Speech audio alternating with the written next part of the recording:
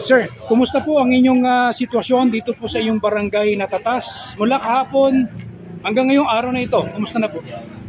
So far, magandang umaga sa ating mga kababayan at lalo na dito sa aming ngayon, ang mga kabarangay.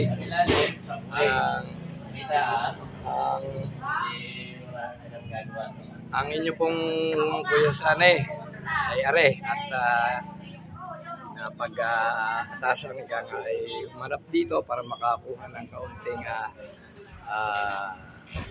paliwanag siguro sa mga nangyayari dito sa ating barangay, kung anong sitwasyon dito sa mga oras na ito ng eleksyon sa ating national school dito sa Natatas. Magandang umaga po sa inyong lahat. Sir, ngayong araw nito mula kanina umaga hanggang ngayon, yung sitwasyon po bang mapapasok dito, bumubuto mga tao, wala naman naging problema? So para dito sa amin, sa nayon namin dito, ay normal na yung ganitong tahimik. Tahimik naman dito. Itong mga umagang ganito, siyempre, kukunti pa ang mga taong dumarating, ganyan, maaga silang kakain ng kanilang bahay, na naka-mindset sa kanilang mga isipan kung sino baga ang tamang kung ano yung kanilang gagawin, kung ano sino ba ang tamang kanilang pwedeng piliin ng mga kandidato na pwedeng mamuno ng maayos dito sa ating barangay. Yun lang. Ano pa? Sa makatuwid, ang atin naman simula kahapon ay napansin kong wala namang mga toward incidents.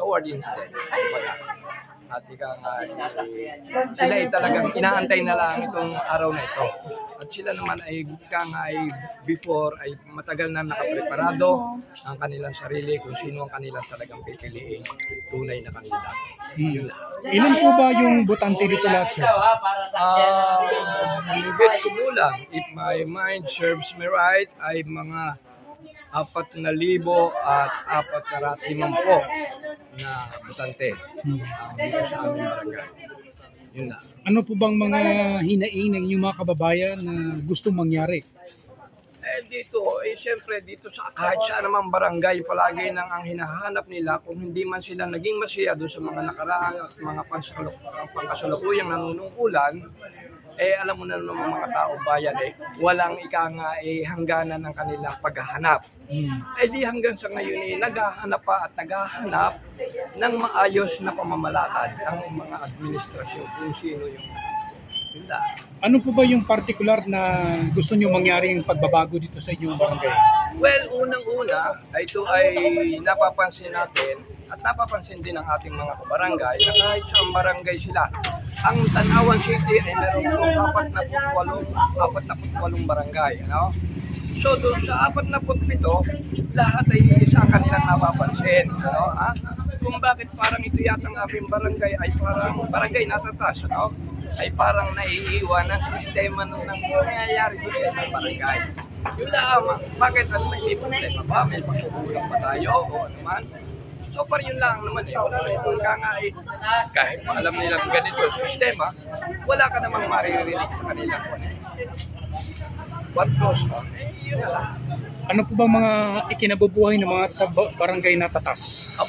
Nung una, yung kinabubuhay dito, nung una ay yung paghahayupan, agrikultura, mga paghahalaman niya, yun lamang, mga prutas na dinadala sa ating pamilyang bayan. At ngayon naman, sa kasalukuyan ay yung pagsaka ng mga nanggagaling ako sa atin, marami na. Kung tutuusin, parang panapat doon sa pangyayaring ang mga tao dito sa amin na nagsasaka noong una na wala na, ay umaasa na ngayon lamang sa kita ng kanilang mga boarding house, kanilang mga produkto, yung natuto na, yung mga livelihood program na yun na lang kanilang kinabubuhay ngayon. Dahil simula nga dito sa atin lumalapit na yung mga industrial na pinagkikitaan ngayon ng mga malalaking kapitalista dito sa ating maghanap buhay. ay pinenta na nila yung kanilang mga sinasaka. Ayaw na mag-araro. Ha? Pero ngayon naman meron pa rin, kinukuha pa rin yung kaunti-kaunti. Siguro kahit kapirasong lupa nila, pang sarili nila siguro, ganun na lang nangyayari ngayon. At yung pumutagsa na rito, mga taga-taga sa probinsya ng gagaling, naghahanap din ng hanap buhay, dito sa amin napapunta. Marami na yung mga dayo dito. Almost siguro mga 60% na. 40% na lang yata ang taong barangay dito sa amin na yung lihitin ng taga rito. At talagang yung mga dayo dito sa amin ay talaga namang nawilay. Sa ganda ng aming pakisama. Kung dito nga ay isa kami dito sa aming barangay, ay talaga naman sila nawiwilay. Sa ganda ng aming pagtanggap sa kanila, sa pakikisama.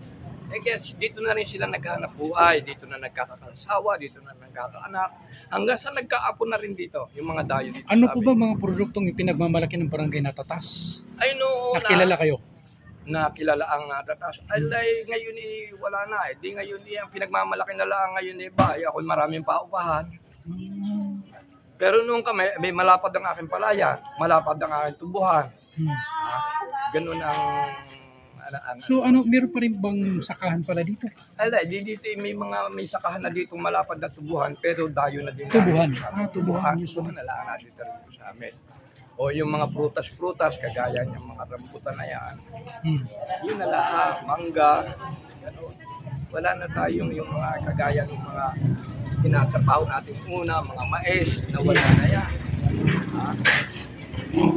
Meron pa tayo noong panahon yung masagana 99 nung panahon ng ating Marcos ay noon ayos na ayos pa yan noong panahon din na ating Agriculture Secretary na Minister Tangko yun ayos pa noon mga panahon yun pero nitong dumating na itong mga 2020s natin nito ay pero so far balik po tayo dun sa okay naman tahimik naman po ang inyo pong halalan ngayon, ay so far, ay ngayong mga oras na ito, ay tahimik. Tahimik naman. Sa napapag-nagpagsabahan ko, ay tahimik naman. Walang ika-ngain. Pero sa mga nakaraang previous pa ng mga eleksyon, wala namang mga untoward incidents? Walang masyadong tahimik. Kami nagkagulo, yung nagparilan lang dahil sa magkapunta sa politika. Wala sa amin dito. Alam mo kung bakit?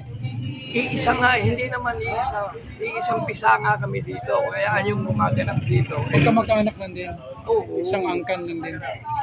Alam mo ngayon, ang aming kapitan dito, ay talagang yan, ay talagang parehong malapit sa akin at kamag-anak ko. Nunes Nunez. Nunes Nunez, which is ang history niya, Nunes. Yung Nunes din yan. Kaya lang nung panahon ng Tag-Kastila, kaya naging Nunez. Yung aming mga lolo-lolo, ay sabi nung lolo namin, Nunez na ikaw, para medyo matigas-tigas ikaw, mabig kasi. Pag Nunes daw, medyo malambot. O, kahit malambot, ay dapat maging malambot din ang kalumpuan. No? Ganun din, ganun na. Ito ay lang, sa letra lang nagkatalo yan. Sige sir, thank you po. Yun.